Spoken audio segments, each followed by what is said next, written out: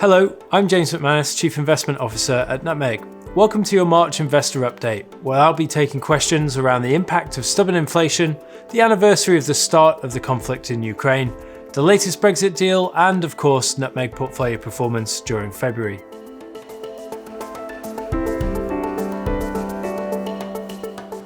Well, recent weeks have been dominated by two things: better than expected economic data and higher than expected inflation, despite that drop-off from peak rates.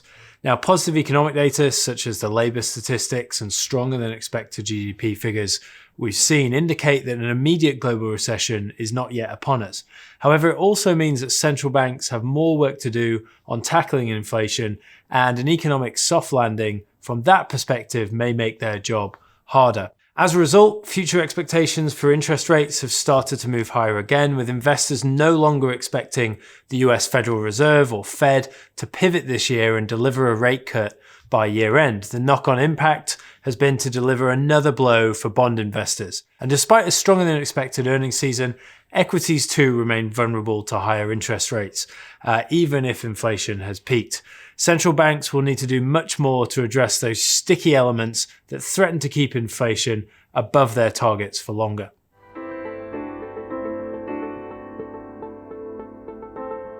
Well, February was a negative month for absolute performance, given the falls in both equity and bond markets after a relatively strong start to the year in January.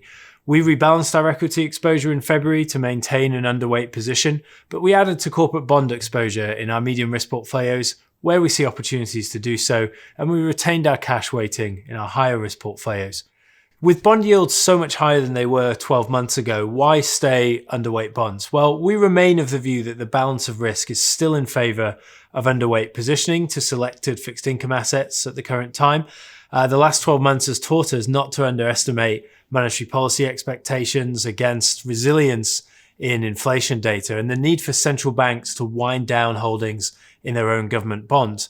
And we've seen that risk present itself of late in higher terminal rate expectations from the Fed against a continued strength in the US labour market. Given expectations, therefore, for further interest rate hikes globally in the months ahead and the continued strength in labour markets despite falling headline inflation, we're going to wait for opportunities to neutralise our exposure to the bond market.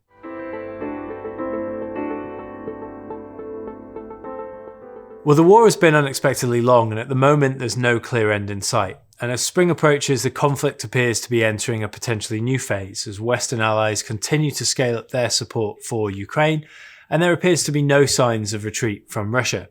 In the short term, any escalation of the conflict would be bad for risk assets and for geopolitical stability.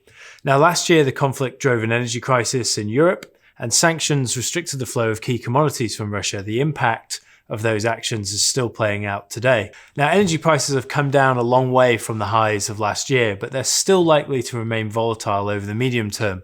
And notably, Europe is still looking to transition its energy supply at pace away from Russia and towards other sources, including renewables. So while the outcome and the long-term impact of the war is still being decided, it's clear that this has fundamentally altered where parts of the world get their energy and commodities, and that has a knock-on impact on trade, economies, and geopolitics.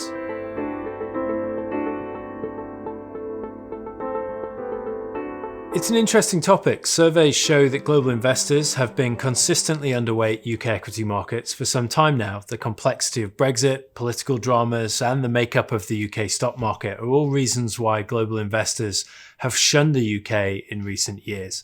But a key part of the post-Brexit vision is to change that perspective, which is why even the Prime Minister has now been trying to persuade high-profile companies, such as the chip manufacturer Arm, to list its shares in the UK rather than overseas. It's telling that the firm ultimately decided on a US-only listing this year. At Nutmeg, our portfolios have a home bias towards UK stocks, but we're also marginally overweight UK large cap equities. That's constituents of the FTSE 100 at the current time, given their attractive valuation metrics and their bias towards economic sectors such as energy, commodities and financials. Now, we also have exposure to the FTSE 250 in our portfolios, and that index contains more dynamic, domestically focused mid-cap companies that we also believe have a role to play in client portfolios.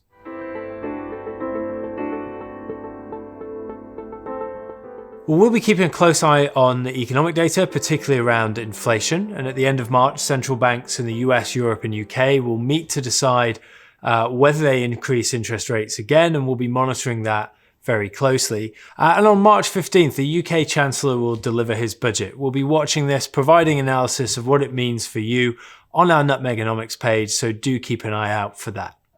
That's it for this month, but we'll continue to keep you updated via our regular blogs, our monthly investor update, as well as our mid-month view from the investment desk videos.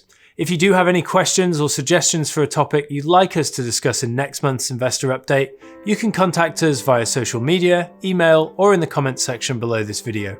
Thanks for watching.